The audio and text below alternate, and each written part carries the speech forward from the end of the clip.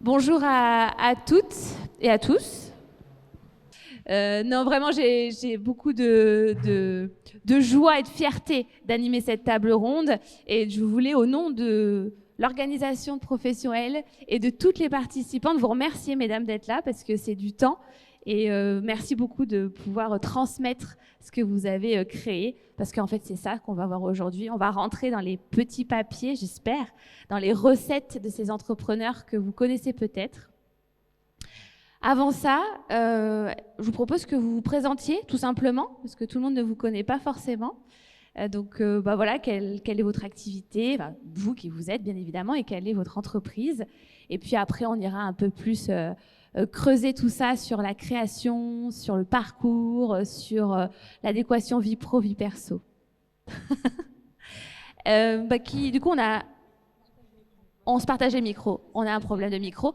Du coup, Agnès, si tu veux commencer. Bonjour à tous, à toutes, pardon. Je m'appelle Agnès Tardy et je suis créatrice et fondatrice de la marque de bijoux Simone à Bordeaux.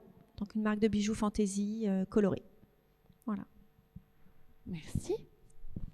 Bonjour à toutes, je m'appelle Léa Thomasin et je suis la cofondatrice et présidente de Hello Asso. Et Hello Asso, c'est une plateforme qui accompagne les associations dans la gestion de leur activité et donc qui leur met à disposition un certain nombre d'outils numériques en ligne qui vont leur permettre de gérer les adhésions, les billetteries en ligne, les collectes de dons. Et par ailleurs, on accompagne beaucoup les bénévoles et les responsables associatifs plutôt sur de la formation pour les aider justement à monter en compétences. Voilà, j'ai créé Hello Asso en 2009 et j'ai 36 ans et j'ai 2 enfants. On en saura tout. Bonjour, je suis Nelly Pellissier-Hermite, j'ai 51 ans, je prends le relais. 51 ans, je suis mariée à Grégory et j'ai 2 enfants. Moi, j'ai créé Soin de Soi en 1999. J'ai commencé seule dans 50 mètres carrés, un lieu dédié au mieux-être. L'idée de départ, c'est de répandre une onde de douceur dans ce monde. Et il y a du travail. Et aujourd'hui, Soin de Soi, c'est 3 entreprises, c'est 40 salariés. C'est un spa dédié au mieux-être à Gradignan, une boutique à Bordeaux, rue de la Vieille Tour, un laboratoire de cosmétiques où nous fabriquons de façon artisanale tous nos cosmétiques 100% naturels et biologiques. Et enfin, dernièrement, l'école Soin de Soi, où là, je m'attelle à former des thérapeutes de mieux-être. En fait, c'est comment prendre soin de soi pour mieux prendre soin des autres. Voilà, et c'est merveilleux. Merci. Alors, en préparant cette table ronde, on s'est rendu compte qu'il y avait pas mal de points communs. Alors déjà, il y en a un autre que du coup on a découvert.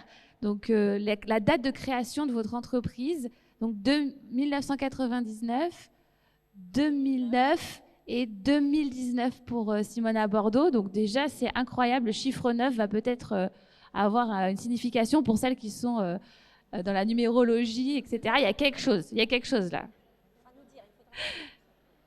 Oui, bon, voilà, on peut espérer. Alors moi, j'ai une première question à vous poser, et peut-être que du coup, Agnès, je vais te la poser en premier parce que tu n'as pas trop détaillé Simone à Bordeaux. Qu'est-ce qui a été déclencheur de ta création d'entreprise? Qu'est-ce qui a fait que tu t'es dit, tiens, c'est le moment, ou tiens, c'est la bonne idée? Voilà, qu'est-ce que tu as ressenti? Alors moi, j'ai créé Simone à Bordeaux, non pas par accident, mais j'ai découvert l'ennui parce que j'ai eu 2 cancers du sein, coup sur coup. Et du coup, je ne savais pas quoi faire chez moi. Et un jour, j'ai enfilé des perles. C'est la vérité. Et je me suis rendu compte que ce que j'étais en train de créer, plein de couleurs, plein de formes, me faisait du bien. Et faisait du bien à ma famille. Et j'ai commencé à mettre ces petites créations sur une plateforme de marque qui s'appelle Etsy, que vous devez peut-être connaître. Et ça a marché très vite. Donc je produisais Je faisais des petites séries de 5, 10 bracelets à chaque fois, les mêmes. Donc c'était assez marrant, je créais ma petite entreprise. Et un jour, ça a vraiment très très bien marché, j'en vivais. Et du coup, j'ai créé mon site internet et créé la structure de l'entreprise vraiment en 2020, en octobre 2020. Avant, j'étais auto-entrepreneur.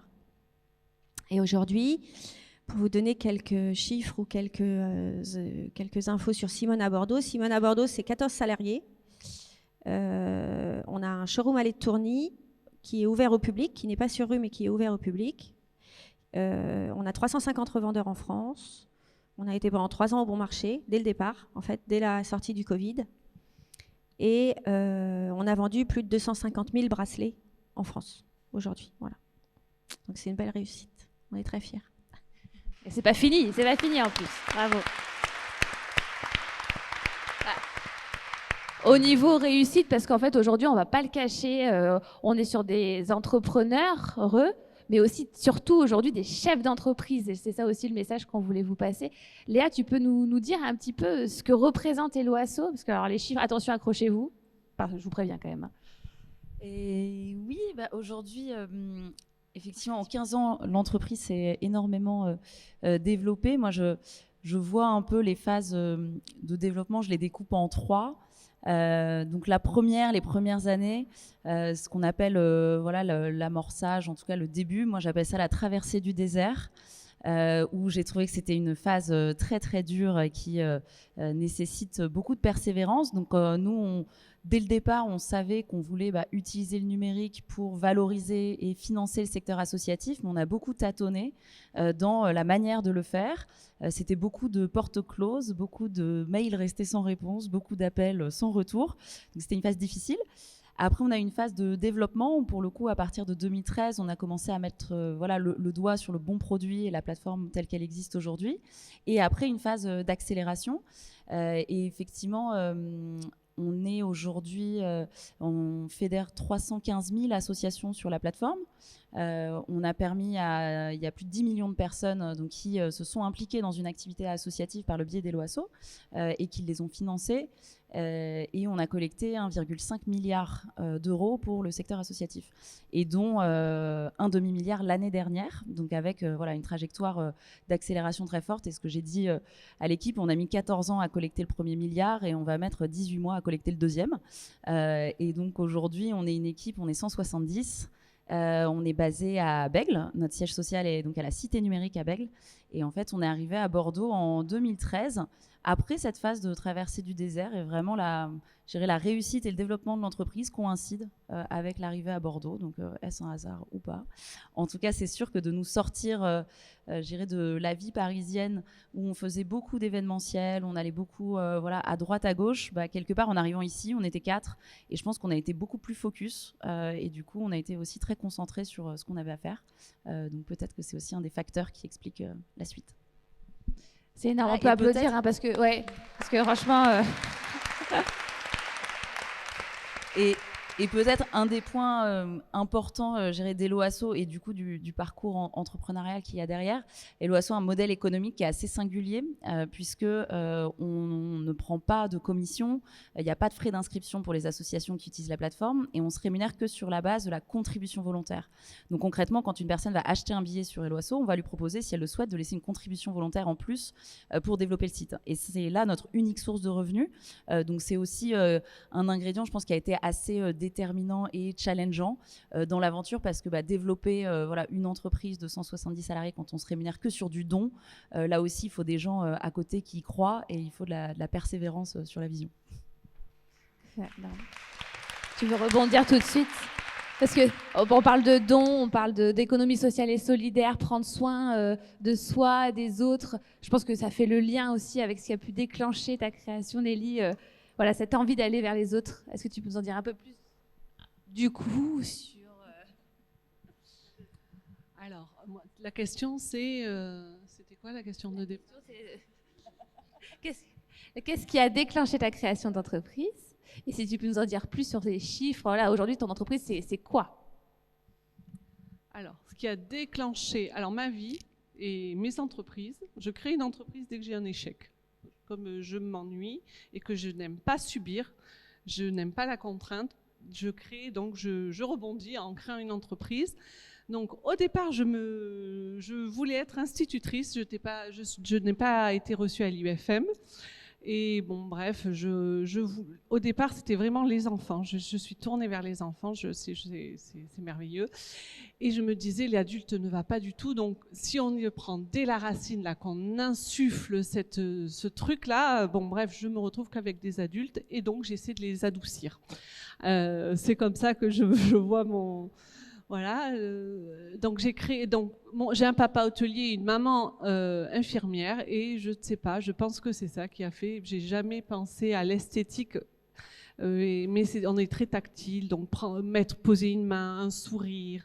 On est beaucoup dans le soin dans la famille, donc c'est peut-être ça, et j'avais envie de le faire à ma façon. J'avais envie d'avoir mon lieu où les gens rentrent, on ferme la porte, que tu sois gros, moche, poilu, maigre, je ne sais quoi, on s'en fiche. Allonge-toi, et ici les gens se mettent à nu physiquement mais aussi psychologiquement, et ce moment-là je le trouve merveilleux, et donc je me suis éclatée comme ça, et j'ai très vite développé, j'ai fait un CAP esthétique après une licence de psychosociologie, CAP esthétique, repris un institut de beauté de 50 mètres carrés où j'ai commencé seule, et après ça a grandi, et mon objectif, alors comme on est femme et qu'on a ce putain de challenge vie pro, vie perso, n'est-ce pas? Donc il fallait très vite que je forme des salariés à prendre le relais quand j'étais pas là. Donc de suite, je me suis mise en mouvement, et donc j'ai fait grandir mon entreprise comme ça, dans la volonté en fait de transmettre pour libérer du temps pour tout le monde et de le faire avec passion. Donc j'ai commencé comme ça. Premier échec, mon propriétaire nous vire. Grâce à lui, j'ai racheté une maison bourgeoise dans Gradignan de 300 mètres carrés qui est devenue un spa. Là, on développe des maladies, des cancers, des fausses couches, des ongles qui tombent, des mains qui se fissurent parce qu'on touchait des produits conventionnels cosmétiques qui sont pas terribles pour notre santé. Donc là, on amenait du bien-être aux gens, et plutôt que avec des lumières tamisées, une table chauffante, une musique douce, mais on appliquait un peu de poison tous les jours. Et c'est au moment où les ongles sont tombés, on s'est dit c'est vraiment en relation avec ce qu'on touche, quoi, en fait. Et donc on a travaillé avec des gants longtemps, jusqu'à ce que, plutôt que d'être en colère, on s'est dit on va vous montrer qu'on peut faire les choses différemment. Et donc cette force-là a été créatrice, et on a créé notre propre laboratoire de cosmétiques. Donc maintenant, on a un laboratoire de cosmétiques, donc nous créons des cosmétiques, et ensuite, pareil, on recrute des gens, on paie des gens à les former, et puis les gens ne font que passer. Ça coûte beaucoup d'argent pour l'entreprise, et quand ils sortaient de l'école, c'était pas terrible. On avait beaucoup de temps de formation pour qu'ils puissent aller sur le terrain, parce qu'on a une exigence assez importante. Et je me suis dit, ça fait 25 ans que je forme, je vais plutôt me faire payer à les former pour faire vraiment des vrais pros qui sortent et qui sont employables. Du coup, la transmission, j'ai toujours fait, j'adore, je kiffe. Et Soin de Soi, c'est donc 3 entreprises, 40 salariés, 3 millions d'euros de chiffre d'affaires. Ça s'applaudit aussi. Et Soin de Soi a un stand, l'école Soin de Soi est présent sur le salon, donc si ça vous intéresse, vous pouvez retrouver les équipes. Alors, on entend, toi, Nelly, tu nous dis que tes échecs t'ont permis de rebondir et de créer des entreprises. Donc on attend les prochaines, parce que normalement, il devrait y en avoir d'autres, normalement. Mais si vous deviez aujourd'hui regarder avec le recul quels ont été les facteurs de réussite de vos entreprises, qu'est-ce que vous pourriez nous donner comme clé en disant effectivement rebondir c'est une bonne solution, mais peut-être que Léa, tu as d'autres facteurs à nous transmettre. Oui, plein. En premier lieu, pour moi, le fait de s'associer a été un facteur clé dans la réussite de l'entreprise. D'une part, pour la raison évidente, de complémentarité des forces, des compétences, et d'autre part, pour la persévérance. Parce qu'en fait, ça fait un équilibre aussi émotionnel. Quand on est deux, généralement, on va pas mal au même moment, donc tant mieux. Et donc, ce qui permet aussi que quand il y en a un pour qui c'est un peu plus dur dans une certaine période, l'autre puisse venir équilibrer et qu'on arrive à toujours tenir le cap. Donc ça... Excuse-moi Léa, du coup, alors encore un point commun. Donc en fait, tu pourras reprendre ensuite le fil de tes idées si tu veux bien, mais Agnès aussi, l'association, pour toi, c'est un facteur de réussite? Alors moi, l'association, ça a été une évidence parce qu'à un moment, je ne savais pas faire. En fait, je savais créer mes bijoux, mais je ne savais pas monter une entreprise où je n'en avais pas la capacité, vu mon état de santé à ce moment-là. Et moi, j'ai choisi un associé d'enfer parce que c'est mon mari. Donc, en fait, c'est lui qui est venu me voir en me disant « Écoute Agnès, tu tiens quelque chose. Moi, je mets ma boîte en sommeil et je t'aide à développer Simone à Bordeaux. Si et seulement si tu veux devenir chef d'entreprise. » À la différence de créatrice de bijoux, où j'étais seule à me gérer moi-même. Et j'ai dit banco, on y va, créer de l'emploi, tout ça, c'était vraiment des objectifs assez intéressants et assez challengeants. Donc Eric m'a rejoint dans l'entreprise le 20 octobre 2020. Ah, c'est une date... Et c'est mon associé. On est tous les deux associés dans cette entreprise. Et tous les jours, je lui dis merci en fait. Merci parce que déjà, j'ai énormément confiance en lui. Donc c'est un associé de rêve quand ça se passe bien. Et il est ultra complémentaire par rapport à ce que je fais. Et je pense que la croissance de l'entreprise n'aurait pas été la même si j'avais trouvé même quelqu'un d'autre ou si j'étais évidemment restée seule. Mais j'ai réfléchi un bon moment parce que c'est comme un mariage. Un deuxième mariage. C'est un deuxième mariage, vraiment. Mais il y a plein de choses qui nous permettent d'avancer. Il y a des pactes d'associés, des choses. Quand c'est très sain, il n'y a aucune raison que ça ne fonctionne pas. Voilà. Et toi, Nelly, tu es mariée avec ton associé ou pas aussi? Pas encore. Ah, pas encore. Moi, je me suis associée à Marion. Donc, moi, j'ai commencé toute seule. Ça a grossi. J'ai eu le spa. Et quand on est entrepreneur seul, c'est lourd. On est confronté à des problématiques. L'entrepreneuriat, c'est vraiment, on est solitaire. Et donc, on porte ses salariés. Et puis, en France, le patron, les salariés, c'est vraiment un décalage. Même si voilà, elle est là, elle rentre, c'est Marion. Ah bah voilà. Voilà mon associé.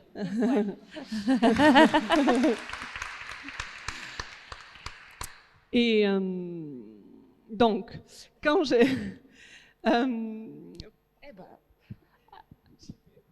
donc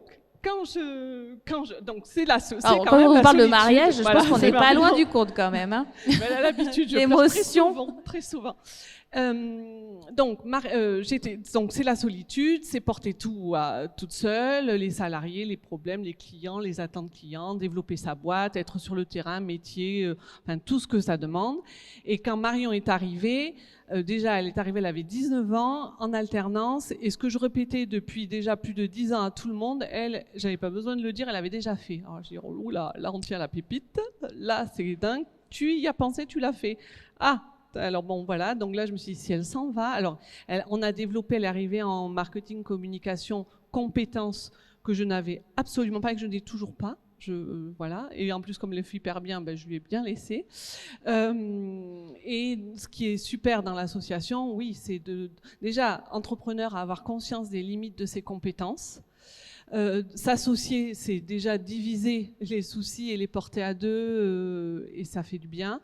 Et effectivement, en tout cas pour nous, on a 20 ans d'écart, c'est aussi une logique différente, une fraîcheur et moi un plaisir de transmission. En fait, tous les écueils que j'ai eus, le travail que j'ai fait pendant toutes ces années de structuration de réseau, de connaissances, c'est beaucoup plus facile et tiens, voilà, maintenant continue, avance et tu vas plus vite avec ta fraîcheur.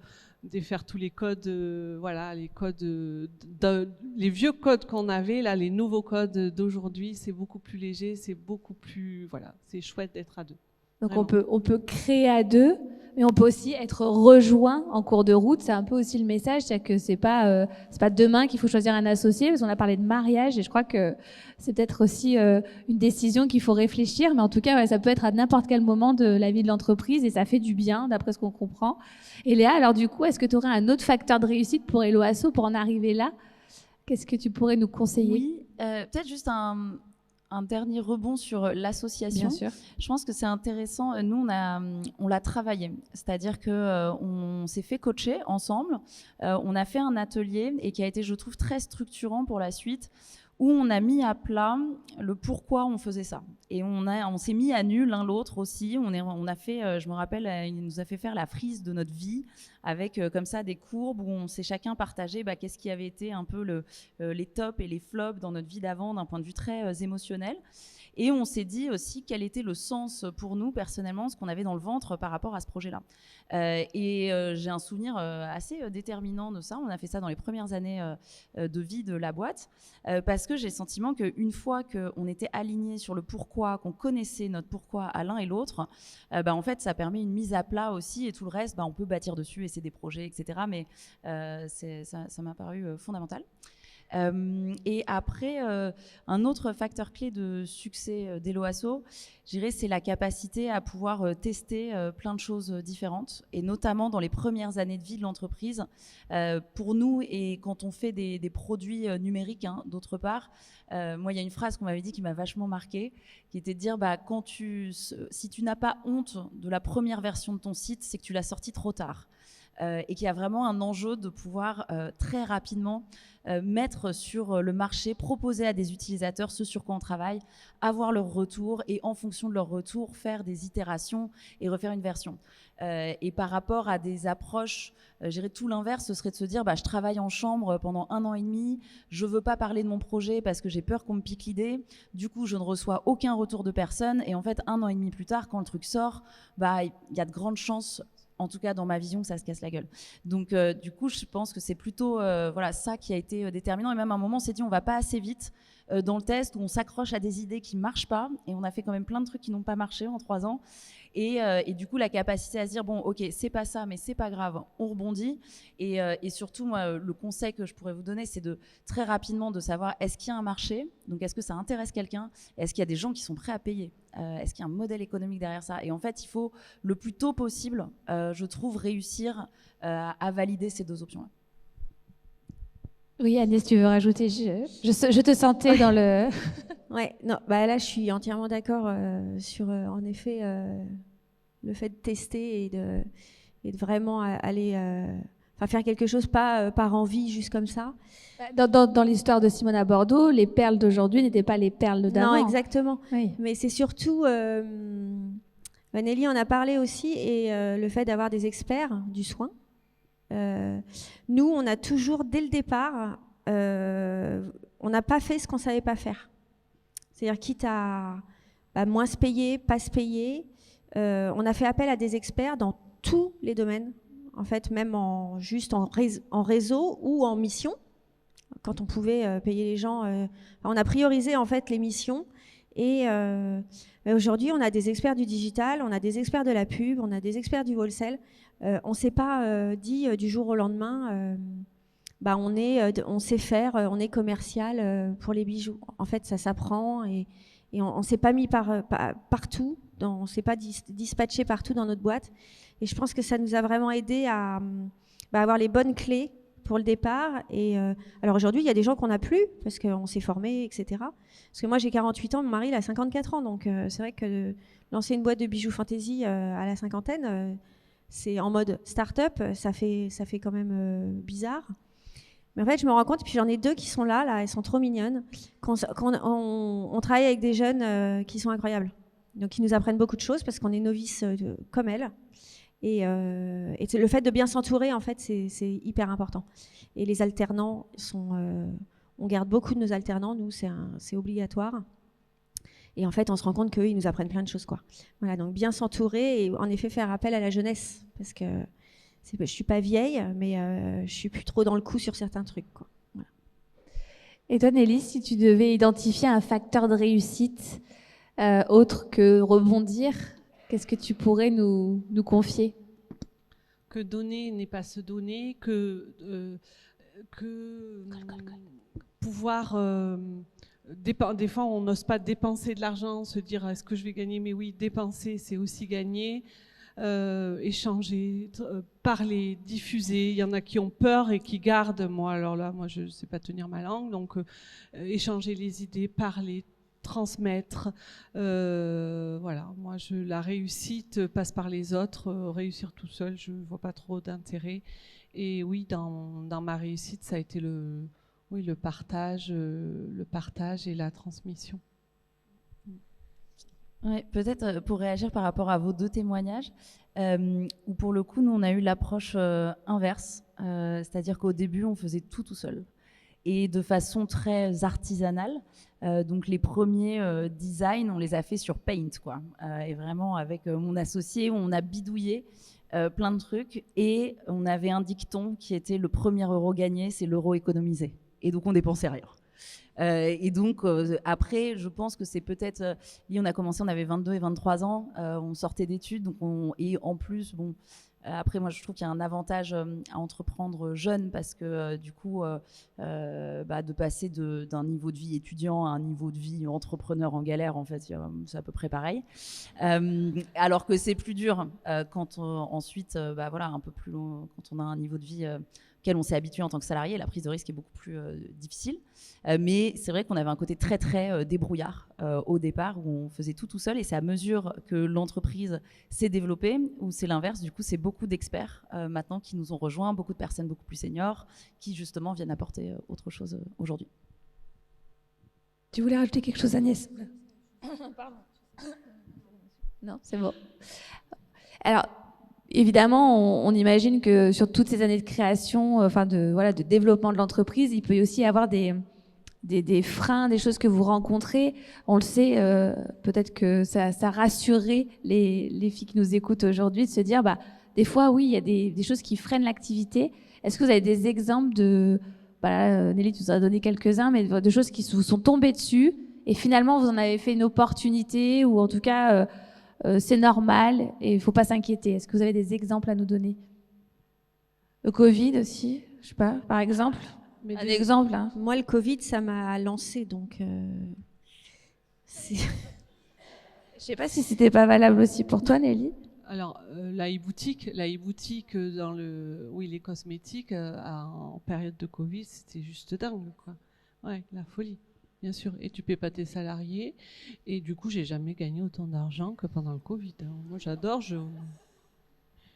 Après, il y avait eu le retour. Oui, voilà. Le retour. Il est bien passé, en tout cas. Non, le frein, là où il faut faire gaffe, c'est la croissance. Et bien la gérer et bien l'anticiper parce que même avec les matières, les fournitures, ce que l'on crée, ce que l'on vend, le staff, parce qu'à partir d'un moment où on est submergé de commandes, alors c'est super positif, bien sûr, mais il faut aussi respecter les salariés, respecter le travail des salariés, ce pourquoi il a été embauché. Et nous, c'est vrai qu'on a eu des périodes de boom, de folie sur le e-shop, et on était tous à la main d'œuvre, quoi. C'était, il n'y avait pas le choix. Mais bon, c'est super positif. Mais en fait, anticiper. Moi, je travaille avec quelqu'un qui me coach pas mal et qui me dit toujours, faut toujours ranger sa chambre quand on est auto-entrepreneur, quand on est entrepreneur. Il y a tout dans la chambre, mais il y a pour différents âges. C'est-à-dire qu'il y a des jeux que tu les utiliseras dans 1 an, ou il y a des livres, ça sert à rien de les relire. Et c'est vrai que j'aime bien cette image où on a tout ce qu'il faut pour lancer et pour prospérer. Mais à un moment, il ne faut pas aller partout. Il faut se donner un objectif et terminer ça sainement et de façon sereine et que tout le monde travaille dans la sérénité, quoi. Ce que tu me disais, c'était d'embaucher, c'est bien, mais d'y aller progressivement, c'est hyper important. Peut-être que Léa, tu peux nous raconter cette croissance, que vous êtes un peu nombreux aujourd'hui. Oui, et c'est vrai qu'à la question, là, qu'est-ce qui nous a freinés ou qu'est-ce qui a été difficile dans les dernières années, moi j'ai le sentiment qu'il y a eu plein de challenges, toujours, il y a eu plein d'enjeux à des moments, que ce soit lié à l'activité économique, etc. Nous, le Covid, pour le coup, a été un enjeu parce qu'on avait la moitié de notre chiffre d'affaires venait de la billetterie en ligne. Et donc quand d'un seul, il n'y a plus du tout de billetterie pour les événements, ça fait quand même tout drôle de voir ces revenus divisés par 2 du jour au lendemain. Et en fait, tous les challenges qu'on a rencontrés, j'ai le sentiment qu'on a su les gérer bien parce qu'il y avait l'équipe.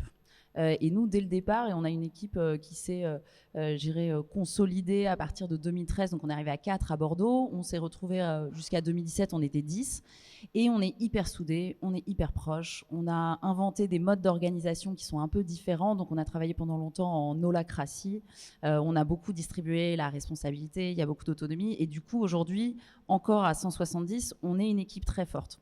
Et ce qui fait que tout ce qui peut arriver demain, en fait, il n'y a rien qui m'inquiète particulièrement parce que je sais la résilience en fait, et la force de l'équipe.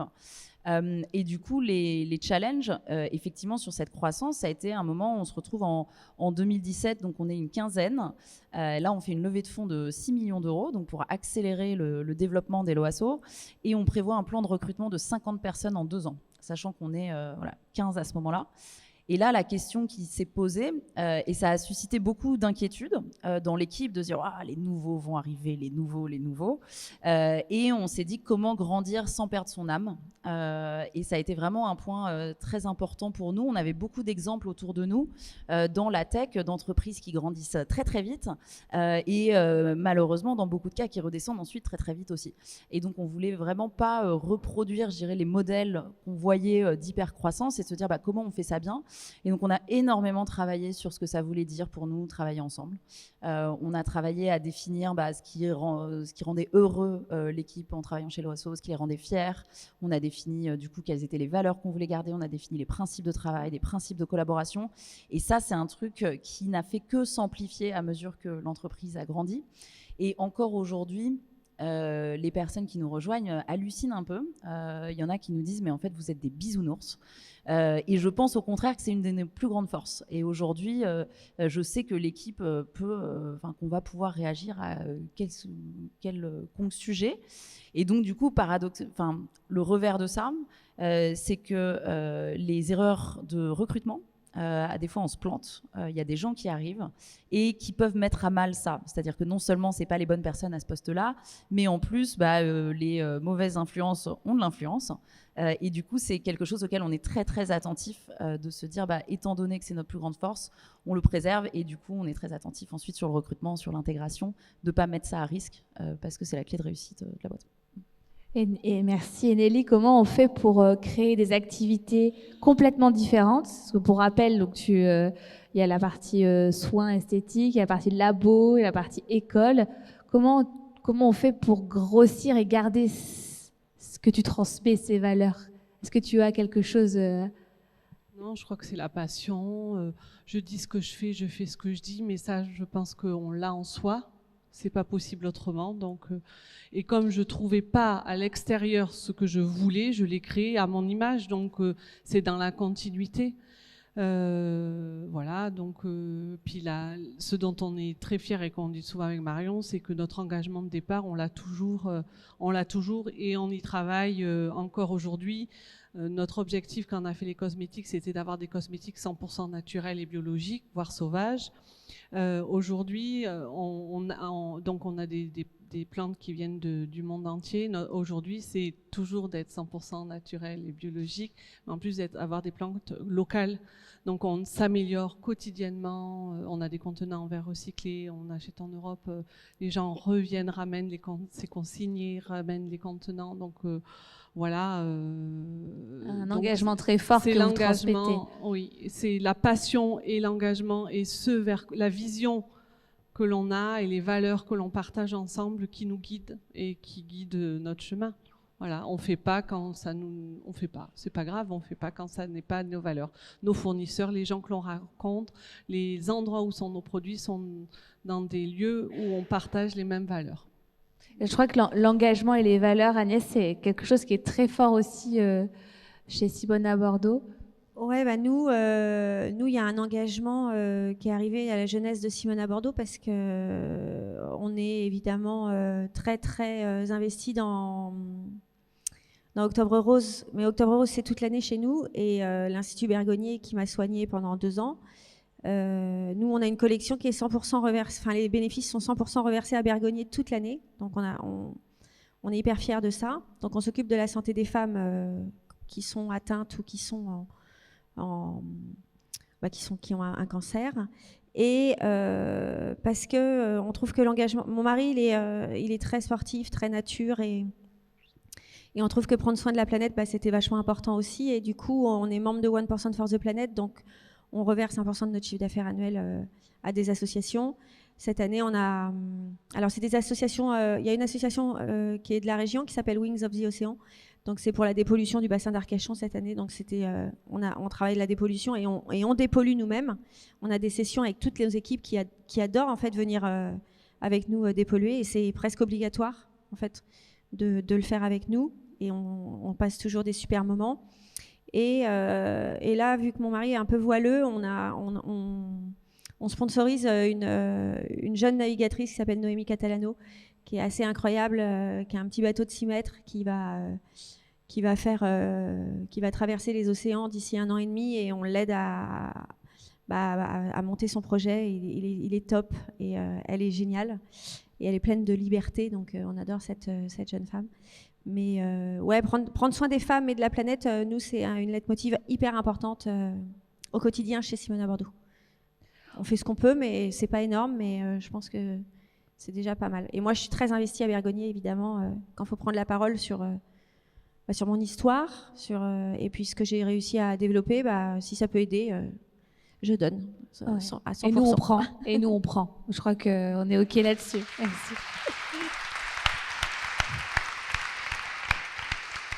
Alors, est-ce qu'on ne reviendrait pas un petit peu plus sur vous, mesdames? Parce que c'est quand même aussi ce qu'on est venu chercher, cette recette sur... donc oui, les engagements, on les sent bien, vous vivez avec vos engagements. Mais on a la fameuse question de vie pro, vie perso, femme entrepreneur, chef d'entreprise, femme, chef-feu. Comment vous gérez les enfants, la vie de famille, l'activité, le temps que vous donnez, l'engagement en plus, enfin, je mets la liste, parce que c'est important. Voilà, comment ça se passe dans la vraie vie? Mal. Voilà. Comment on gère? Je veux bien commencer. J'ai pas la recette. J'ai l'impression d'être toujours en train de courir, d'être toujours en galère, de jamais être là où je dois être. J'ai l'impression de pas être une bonne mère, et à la fois à des moments j'ai l'impression de pas être une bonne boss non plus. Donc je trouve que c'est hyper dur. Mais j'ai quelques clés quand même, parce que du coup j'essaye quand même d'avancer, de progresser là-dedans. Il y a une question, en fait, j'ai l'impression que ça tient à réussir à soi-même se lâcher la grappe, parce que c'est vraiment quelque chose des injonctions. Au final, c'est pas tant de l'extérieur, c'est vraiment très personnel, sur les injonctions de tu devrais faire ci, tu devrais faire ça, tu devrais faire plus ci, plus ça. Et à un moment, en fait, la journée ne fait que 24 heures et simplement on fait ce qu'on peut. Moi, ma coach m'a donné un très bon conseil, c'est que j'avais tendance à mettre en opposition prendre soin de moi et l'intérêt de l'entreprise. Et du coup, elle m'a fait réconcilier ça, prendre soin de soi dans l'intérêt de l'entreprise. Et du coup, d'intellectualiser aussi le fait que si moi je me crame, et en l'occurrence j'ai fait un burn-out moi, en juin il y a 1 an et demi, en fait je ne rends pas service à ma boîte du tout. Donc de plutôt me dire que tout le temps que je peux prendre pour justement prendre soin de moi, et pas mal chez Soin de Soi aussi, au final c'est bon pour la boîte, c'est un bon investissement sur moi-même, et c'est en ça aussi où j'ai une coach qui m'accompagne, parce que tout ça en fait m'aide à être meilleure aussi dans ma posture de dirigeante et de chef d'entreprise. Et après, par rapport aux enfants, j'avais tendance à me culpabiliser là aussi énormément, et quand mes filles me disaient « mais maman, on ne te voit jamais », « ah désolée ma chérie, j'ai trop de travail », etc. Et en fait, j'ai changé, et je leur dis « mais tu sais, ma chérie, maman, elle adore son travail, et j'adore ce que je fais, et je trouve ça génial, et je lui explique, etc. parce que je sais que j'ai besoin de ça, enfin, c'est mon énergie vitale aussi que je trouve là-dedans, et j'ai l'impression que rien que d'avoir changé ces petits trucs-là, ça a déjà débloqué plein de choses, ça m'a libérée. J'avais gardé beaucoup de culpabilité, moi, liée à mes congés mat, que j'ai énormément raccourci pour mes 2 filles, donc à me dire je m'en suis pas assez occupée à ce moment-là. Et du coup, maintenant, j'essaie de bloquer du temps dans mon agenda, mais c'est un effort j'irais permanent, parce que j'avais bloqué là 2 demi-journées, en fait je me fais rattraper directement par la machine et tout est re-rempli, mais du coup de temps en temps je me repose sur mon agenda et je me dis allez, je rebloque du temps.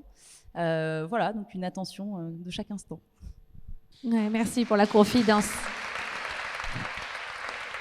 C'est jamais simple malgré toutes ces années. Et toi, Nelly, du coup, comment tu pourrais qualifier ce long parcours avec la famille? C'est du sport, c'est rock'n'roll, c'est... alors, comme moi, c'est soin de soi. J'ai pris conscience très tôt qu'il fallait prendre soin de soi pour prendre soin des autres, très très vite. Mais malgré tout, tu te fais vite rattraper par la patrouille quand même. Et moi, j'ai ralenti, même si... Enfin, c'est-à-dire que j'ai habité près de mon travail, j'allais à pied, l'école était entre mon travail et ma maison, donc on faisait tout à pied. Donc ça, c'est merveilleux. J'ai mes parents autour, donc ça, c'est merveilleux, qui ont plaisir à s'occuper de mes enfants, ma sœur, moi. Donc on est une tribu, et ça, c'est vachement chouette pour se poser. J'ai des gens qui me portent, qui me soutiennent, qui croient en moi, donc ça, et qui sont là s'il y a besoin. Ah bah. C'est habituel chez moi, je le vis très bien. Bref, je sais pas vous, mais moi, à chaque fois que je... Voilà, bon, ça y est, c'est redescendu. Voilà, et après, dans ma vie, j'avais aussi mes amis, et j'en ai une qui me disait, bon, attends, faut que tu t'organises. Donc là, le lundi, tu sors plus tôt, tu vas les chercher. Le mardi, c'est une nounou. Le mercredi, bon, ben, c'est ta mère, ton père. Hein. Le jeudi, c'est la nounou. Et le vendredi, c'est ton mec. Donc, ils auront que 2 jours la nounou. Alors là, je me faisais mes trucs là, ça m'apaisait. Ah oui, ça, c'est pas mal. Je peux quand même, du coup, être le mardi, le mercredi, le jeudi, le vendredi pour ma boîte. Les enfants sont quand même bien. Donc, je trouvais tout cet équilibre à chaque fois. Et puis, quand c'était... Alors, ça me semble dingue, quand même, soin de soi, quand j'en parle à ce que j'ai fait. Mais c'est resté à Gradignan. À Bordeaux, c'est local. Quand avec Marion, on a été sollicité pour le Bon Marché ou les Galeries Lafayette Haussmann, on se dit oh putain, il faut aller à Paris. Oh ben non, on va pas y aller, non, ça faudrait. Ah, t'imagines, faut porter les caisses, les enfants sont là, faut y aller, le train, se prendre un logement, pas dormir. Oh mais non, on reste là, ça on n'ira pas. Et donc vous vous dites mais c'est des choix aussi. Vous avez pas voulu y aller? Non, parce que si t'es là-bas, t'es pas avec tes gosses, donc tu culpabilises d'être là-bas fatigué alors que tes gosses, il y a la kermesse, la machin. Donc t'y fais bien là. Ah non, reste là. Donc voilà, c'était des choix comme ça qui étaient très forts, mais qui pour nous à ce moment-là étaient adaptés avec nos besoins. Et choisir, c'est renoncer. Et on a choisi, en tout cas pour nous, une croissance mesurée, lente, à notre image. Parce que j'ai des copains qui me disent bah, attends, j'ai un super filon en Inde. Je ne veux pas aller en Inde. En vacances, oui, mais pas avec mes cosmétiques. Hein. Surtout qu'ils ont de super trucs chez eux. Aucun intérêt que le laurier noble cultivé dans mon jardin aille en Inde. Il y a d'autres super trucs là-bas. Je ne suis pas légitime. Et donc, c'était vraiment... voilà, ma solution a été notre solution de rester là et de le faire à notre... Il y a déjà tellement de choses à faire pour faire bien, de façon artisanale, avec les valeurs, les garder et diffuser, dépenser son énergie, la mettre partout. En tout cas, pour moi, je mettais... Enfin, voilà, c'est pas possible. C'était pas possible. Déjà, le dire, voilà. C'est pas possible. Déjà, même le dire, j'ai pas le vocabulaire, c'est pas possible. Donc voilà, donc ça a été... Pour moi, cette solution-là qui était... Mais c'est chacun, il voit sa solution, c'est surtout ça. Ouais, c'est sûr. Et alors Agnès, quand on travaille avec la famille, quand on est associé à son mari, comment on fait pour tout séparer? En fait, cette association, elle est hyper structurée. Donc j'ai mes parties, j'ai mes domaines de compétences chez Simone Bordeaux, il a les siens. Bon, j'avoue que moi, je suis sur la création et la production et lui, il a tout le reste. Donc c'est vrai que belle moi... répartition. Belle répartition, bien joué. Et alors, non, mais j'ai un œil sur pas mal de choses, mais je lui fais confiance. Donc déjà, c'est important. Il avait une boîte de com et d'événementiel avant, donc il connaît quand même pas mal de choses. Il est plutôt à l'aise sur beaucoup de sujets, plus que moi. Et donc moi, je me dégage pas mal de temps. Déjà, je me dégage du temps pour les collections, parce que j'ai beaucoup de mal à bosser au bureau, parce que c'est très vivant, il y a beaucoup de bruit, d'échanges, etc. Et on se marche pas trop dessus, donc en fait, on arrive à gérer. Là où ça devient problématique, c'est pour les vacances, parce qu'on part quand même ensemble. Et c'est vrai qu'à des moments, enfin les grandes vacances, les vacances de Noël, mais les entre-deux, parce qu'on a une fille de 15 ans qu'il faut encore occuper un peu. Et on est en train de se demander à des moments si on va pas en effet partir seul avec notre fille 3-4 jours, l'emmener visiter un truc ou quoi que ce soit. Parce que les vacances, c'est tout le temps, en fait. Et nous, on peut pas partir tout le temps. Voilà. Et on peut pas partir à 2 tout le temps parce qu'il faut que les équipes aient quelqu'un qui soit là. Pas pour les fliquer ou quoi que ce soit, mais parce que c'est important d'être là.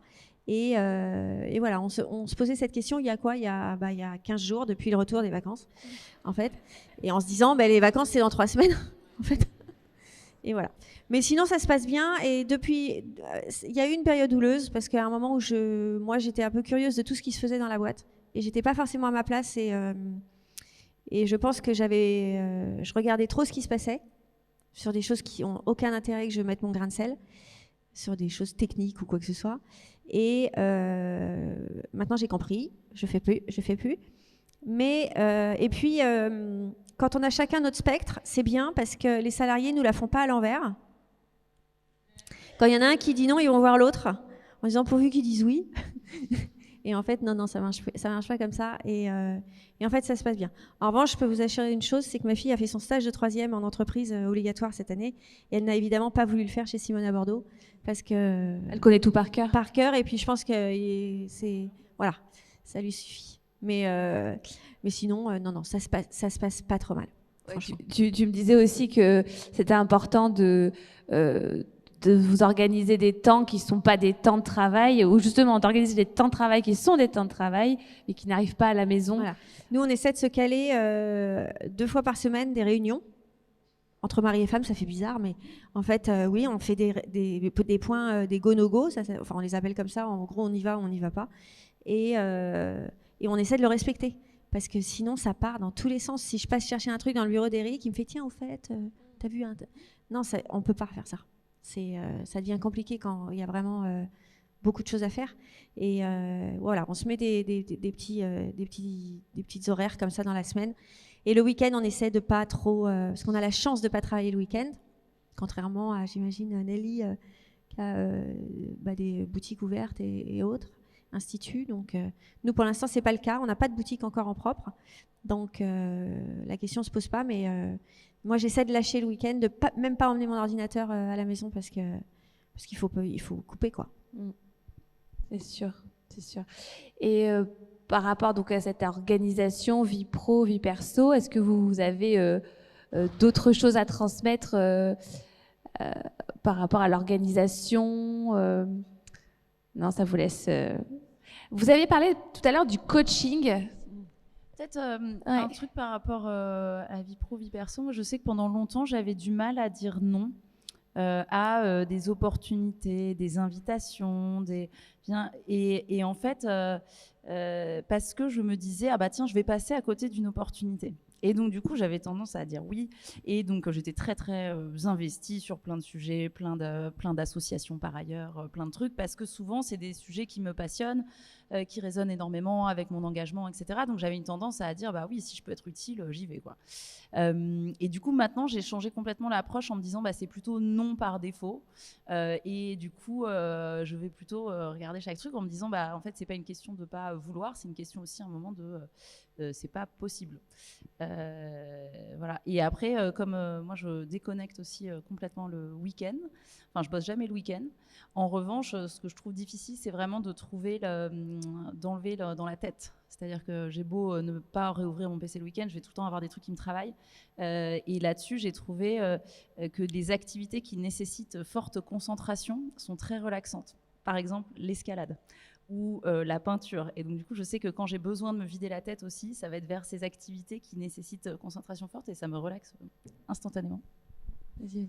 Et alors moi, voilà, moi je suis concentration, peinture, tout ça, là où tu déposes ton cerveau, enfiler des perles, mais merveilleux, mais c'est fantastique. Moi, coller les étiquettes sur tous les contenants, là, mais mettez-moi, je veux faire que ça.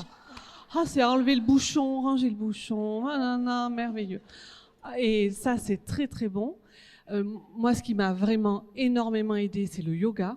Moi, le yoga m'a sauvé ma vie. Là, la respiration, l'émotionnel, et j'en sais quelque chose. Le système nerveux et le corps physique. Là, vraiment, ça a été... J'ai rééquilibré plein de choses avec le yoga. Et ce qui m'a aidé en tant qu'entrepreneur, parce qu'encore toujours, on apprend un métier spécifique, mais on n'a pas toute la palette de tout ce que demande la vie d'entrepreneur, ça a été d'être dans un réseau d'entrepreneurs. Parce qu'on n'a jamais le temps. En fait, on n'a jamais le temps. On n'a jamais le temps. C'est dingue. Je marchais pas, je courais. Voilà, Nelly, on t'a pas appelé parce qu'on voulait pas te déranger. Ah ben oui, mais ça c'était quand même important. Mais comme on ne faisait que me voir courir, personne sollicitait. Et quand j'ai été dans un réseau d'entrepreneurs, j'avais donc des pairs en face qui te renvoient de façon objective et des critiques constructives sur ton domaine de compétences ou sur ton métier. On partage, même si on a des métiers différents, on a tous les mêmes problématiques, de les partager ensemble, de se former régulièrement, d'être entre pairs. Déjà, on prend du recul, on se dit « Ah oui, non mais attends, là-bas c'est pire en fait, et il le vit très bien. Ouais, peut-être que je me lâche la grappe, en fait, moi c'est génial. » Mais ça a été vraiment salvateur. Et ça m'a permis, j'avais des réunions donc de chefs d'entreprise, de conférences, de formation, mais du coup, je me suis lâché la grappe, comme tu l'as dit au début, Léa, tu te lâches la grappe, tu vois un peu autour, t'es pas seul, t'as plein de gens qui pensent la même chose, qui vivent la même chose, et tu te dis, il est fou, mais donc je suis folle aussi. Et donc voilà, tout ça, c'est l'effet miroir est pas mal, et de se faire entourer pour mieux grandir, c'est pas mal. J'appuie à 100% le sujet sur les réseaux et l'entourage des pairs. Et que ce soit, moi j'ai été aussi pendant longtemps dans un réseau d'entrepreneurs assez formel, avec des gens que je ne connaissais pas, etc., mais où on a développé des liens très forts. Et c'est aussi quelque chose qui m'aide beaucoup, de façon beaucoup plus informelle, où beaucoup d'entrepreneurs sont devenus des amis. Et le côté juste passer un coup de fil, tiens, j'ai telle galère, est-ce que tu as déjà connu ça, est-ce que tu as un truc à me recommander, en fait, je trouve que ça permet de gagner un temps fou. Et notamment... Et je trouve qu'il y a beaucoup de solidarité en plus dans l'entrepreneuriat et que souvent, en fait, passer un coup de fil à quelqu'un, lui demander son aide sur un sujet ou un conseil, les personnes vont le faire de bonne grâce, quoi. Donc, du coup, c'est vraiment, je pense, une des clés de ce qu'il y a de plus utile pour développer aussi son business. Ah, voilà. Merci pour ce... Tu voulais rajouter quelque chose ? L'expérience des autres, hein. Ouais, c'est clair. Ouais. Alors, j'ai justement la question et peut-être la dernière question qu'on va vous poser. Donc, vous avez déjà donné beaucoup de bonnes pratiques, de positionnement, d'engagement, etc. Si vous deviez entreprendre aujourd'hui, parce que ça y est, c'est fait, vous. Mais si vous deviez entreprendre aujourd'hui, parce qu'il y a sûrement des porteuses de projets dans la salle, quels conseils vous donneriez ? Alors, s'entourer. Déjà, le réseau. Ça, c'en est un. Ensuite, qu'est-ce que vous pourriez nous conseiller ? Prendre son temps. Non, mais pas avoir des bonnes fondations, en fait. Savoir pourquoi vous voulez faire ce projet. Moi, je trouve que c'est... Est-ce que ça va intéresser... Tu le disais tout à l'heure, Léa, faut vraiment que ça plaise. Faut se rendre compte si ça plaît. C'est hyper important de creuser, de sonder, tester. Nous... Enfin, moi, je prends mon exemple, le bijou fantaisie. J'étais pas la seule à faire des bijoux fantaisie. Il y en a beaucoup qui se lancent dans ce business. Faut pas faire la même chose que les autres. Moi, j'ai toujours voulu ça, me dire c'est hyper important d'avoir son projet qui nous... Enfin, gagner de l'argent, c'est top, mais avoir un projet qui nous correspond, qui a des valeurs qui nous correspondent, tout ça, c'est important, en fait. Faut pas faire pour faire. Et faire, c'est à entreprendre sans avoir le modèle économique. Là, faire de l'argent sans avoir les valeurs, ça va pas. Mais avoir les valeurs, avoir un métier de pension, parce que nous, les femmes, on a un vrai sujet avec le fric. Le faire pour le plaisir, il faut quand même remplir le frigo à la fin de l'année. Oui. Donc, penser au modèle économique. Oui. Et c'est pas un gros mot que de gagner sa vie. Et parce que voilà, ça permet de faire vivre d'autres personnes, ça permet de se faire vivre, de faire croître son entreprise. Donc il y a un vrai enjeu sur comment je travaille avec mon métier. C'est bien de se former, se former. C'est bien de connaître son métier, mais comment je vais en vivre, il faut vraiment prendre Voilà, quel est mon modèle économique, comment je vais arriver à ça, comment je vais me faire connaître, comment je vais développer ma clientèle, et monter chaque brique comme ça. Les briques, c'est bien, il faut le ciment, qui seront les liens, comment je fais pour grandir, voilà, les fondations. Donc prendre son temps, parce que gérer la croissance, c'est un sujet. Pas s'énerver à lancer quelque chose. Enfin, je parle par un projet d'e-shopping ou des choses comme ça, d'e-shop. C'est pas parce qu'on gagne de l'argent sur Etsy qu'on va en gagner après. Hein. Parce que, en fait, on se rend pas compte de tout ce qu'il y a derrière une entreprise. Tout ce qu'on laisse de chiffre d'affaires, c'est énorme en fait. C'est le sujet entre être créatrice, juste créatrice, et devenir une entreprise à part entière. Quand tu as 14 salaires à donner, à payer, enfin tout, l'URSSAF, on n'est plus sur... Enfin moi j'ai commencé, j'ai fait le marché de Noël à Darwin, donc je pense qu'il y en a plein qui connaissent. Et là je me disais, ça va dans ma poche quoi, c'est génial, je suis riche. Mais non en fait je suis pas riche quoi, pas du tout. Chiffre d'affaires et résultats. Voilà. Chiffre d'affaires et résultats, il y a un vrai... C'est pour ça qu'il faut prendre son temps pour faire ses prix. Est-ce qu'on veut faire après du wholesale, du retail? Enfin, tout ça, c'est hyper important parce qu'après, vous changez plus les prix. Enfin, ou peu. On les augmente un peu s'il y a un souci. Tu fixes tes prix. Fixer ses prix, c'est hyper important. Fixer les prix et du coup mettre, par exemple, soin de soi, c'est du haut de gamme. Ok, le prix est élevé, mais par contre, il faut que le service soit à la hauteur du prix. Enfin, il y a plein de... Voilà, tout est important. Mais oui, le chiffre d'affaires n'est pas le résultat à la fin. Et entrepreneur ne veut pas dire gagner sa vie direct. Oui, chaque chose en son temps, prendre le temps. Léa, tu as une autre clé. Beaucoup de choses ont été dites. Partir de sa passion, de vraiment ce qui vous motive. Là, je pense que là, on a bien compris le message. Mais c'est important parce que non, mais ça dure longtemps. Oui. Après, je partage modèle économique et je rajouterai de très vite, comme je l'ai dit, aller tester ce que vous proposez, donc en parler à des gens qui peuvent être des clients potentiels et demandez-leur le feedback qui fait mal, c'est-à-dire pourquoi tu n'achèterais pas, et que eux puissent, et c'est ça qui a le plus de valeur, parce qu'au début sinon tout le monde dit ah mais c'est génial ce que tu fais, c'est super, ok mais tu veux bien l'acheter? Non. Pourquoi? Et dis-moi, c'est ça qu'on a besoin de savoir, et ce qui suppose d'avoir une posture, je trouve, vraiment d'ouverture au départ, de prendre tous ces feedbacks. Ça peut faire un peu mal, mais c'est ceux-là qui vont faire avancer aussi. Merci beaucoup pour toutes ces clés de réussite.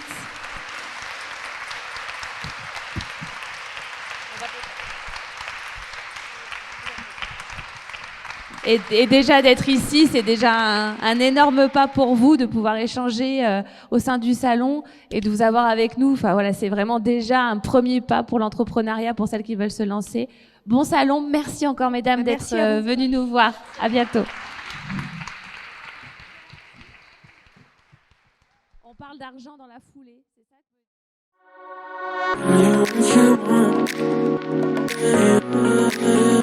que...